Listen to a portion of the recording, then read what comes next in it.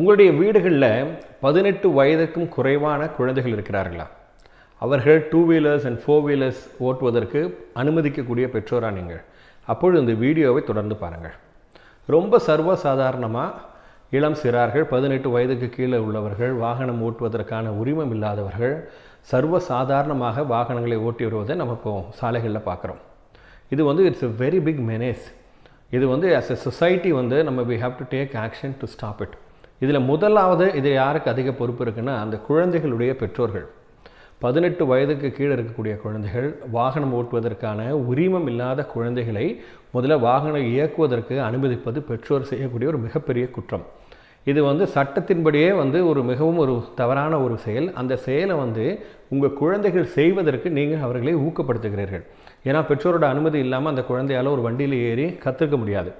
Other பெற்றோர் சொல்லிக் கொடுத்துருக்கணும், இல்லை அண்ணனோ மாமாவோ இல்லை குடும்பத்தில் உள்ள யாரோ ஒருவர் தான் அவர்களுக்கு அந்த விஷயத்தை சொல்லிக் கொடுத்துருக்கணும். நீங்கள் தான் அந்த வெஹிக்கிள் ரைடிங் அப்படின்ற ஒரு இதை இன்ட்ரடியூஸ் பண்ணுறீங்க. பொதுவாகவே குழந்தைகளுக்கு வாகனங்களை ஓட்டுவது ரொம்ப ஒரு மிகவும் பிடித்தமான ஒரு விஷயம்.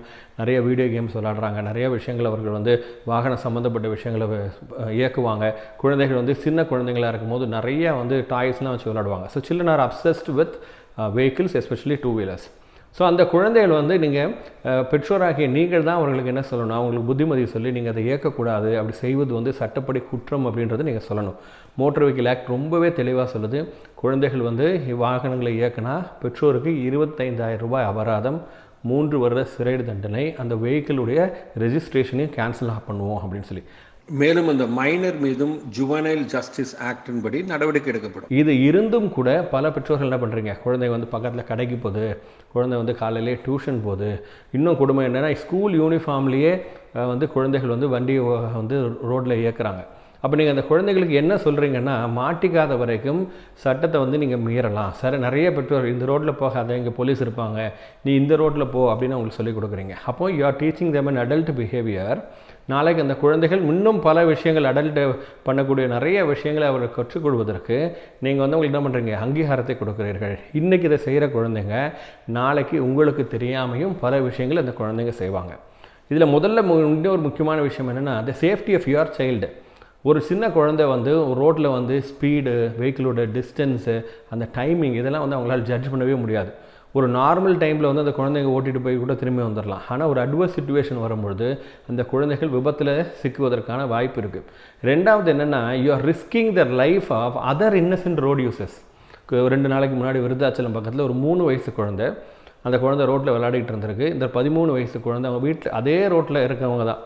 அந்த குழந்தை அந்த வாகனத்தை ஓட்டிகிட்டு போகும்போது அந்த குழந்தை அந்த மேலே இடித்து அந்த குழந்தை இறந்து போயிடுச்சு. அந்த குழந்தை என்ன பாவம் செஞ்சது, இல்லை அந்த பெற்றோர்களுடைய தவறு என்ன? நீங்கள் உங்களுடைய வாகனங்களே இயக்க கொடுத்த காரணத்தினால தான் இந்த விபத்து என்ன ஏற்படுகிறது.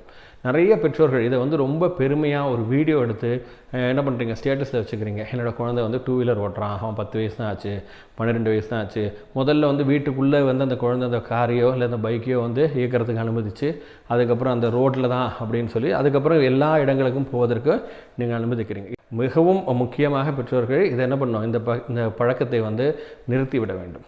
ரெண்டாவது என்னென்னா, இந்த குழந்தைகள், நிறைய குழந்தைகள் பள்ளிகளுக்கும் அவர்களுடைய பாலிடெக்னிக் காலேஜுக்குமே 2 வீலர்ஸில் வராங்க. அவங்க என்ன பண்ணுறாங்க, காலேஜ்குள்ளேயோ ஸ்கூலுக்குள்ளேயோ அனுமதி காட்டி கூட அவங்க வெளியில் வண்டியை பார்க் பண்ணிக்கிறாங்க. எதிர்க்க இருக்க கடையிலையோ, பக்கத்தில் இருக்கிற ஒரு ஃப்ரெண்ட்ஸ் வீட்லையோ, இல்லை ஸ்கூல் காலேஜினுடைய வாசல்லையே கூட அந்த குழந்தைகள் அதை வெஹிக்கிளை நிறுத்துகிறாங்க. So the teachers are also equally responsible for it. நம்மளுடைய ஆசிரியர்களுக்கு இந்த குழந்தை வண்டியை இயக்குறாங்க அப்படின்னு தெரியும் பொழுது நம்ம கட்டாயம் என்ன பண்ணணும், அதை அவங்களோட பெற்றோரிடம் கொண்டு போகணும். ரொம்ப கஷ்டமான விஷயம். ஏன்னா நிறைய பெற்றோர்கள், சார் அதெல்லாம் ஒன்றும் பிரச்சனை இல்லை சார், நாங்கள் பார்த்துக்குறோம் அப்படின்னு சொல்கிறாங்க. என்கிட்ட ஒரு பேரண்ட் கேட்குறாரு, என் குழந்தை 9th ஸ்டாண்டர்ட் தான் படிக்கிறான், நான் என்னால் அவனை ட்ராப் பண்ண முடியல, இவ்வளோ நாள் ட்ராப் பண்ணிகிட்டு இருந்தேன், இப்போ நான் வெளியூர் போகிறேன், என் பைக் ஃப்ரீயாக இருக்குது சார், அதனால் என் குழந்தை ரொம்ப நல்லா வண்டி ஓட்டுவான் சார், என்னை வச்சு ஓட்டுவான், அவங்க அம்மா வச்சு ஓட்டுவான், அதனால் அவன் ஸ்கூலுக்கு கூட வண்டியில் வரட்டுமேனார். நான் அவங்ககிட்ட சொன்னேன், அப்படியே வாங்க, நான் போலீஸில் இன்ஃபார்ம் பண்ணிடுறேன், வண்டியை கொண்டு போயிடுவாங்க குழந்தையோட கூட சேர்த்து அப்படின்னு. அதனால் நீங்கள் as teachers, as school heads நம்ம என்ன பண்ணணும்னா, டெஃபினட்டாக இந்த குழந்தைகள் வண்டியை ஓட்டுறதை டிஸ்கரேஜ் பண்ணணும். there are 3 E's of traffic management: engineering and education and enforcement. நம்ம before enforcement we have to bring education.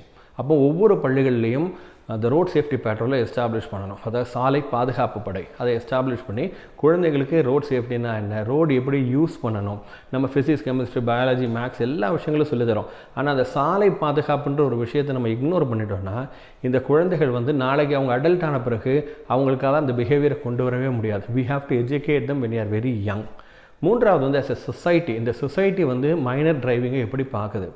நீங்கள் வந்து உங்களுடைய குழந்தைகளாக கூட இல்லாமல் இருக்கலாம். வேறு ஏதோ ஒரு சின்ன வயசு குழந்தை வண்டி ஓட்டும் பொழுது அந்த வாகனத்தை நீங்கள் இன்டர்செப்ட் பண்ணி, இல்லை நீங்கள் வந்து அது ஒரு ஃபோட்டோ எடுத்து நீங்கள் வந்து டிஸ்ட்ரிக்ட் அட்மினிஸ்ட்ரேஷனுக்கு அனுப்பலாம்.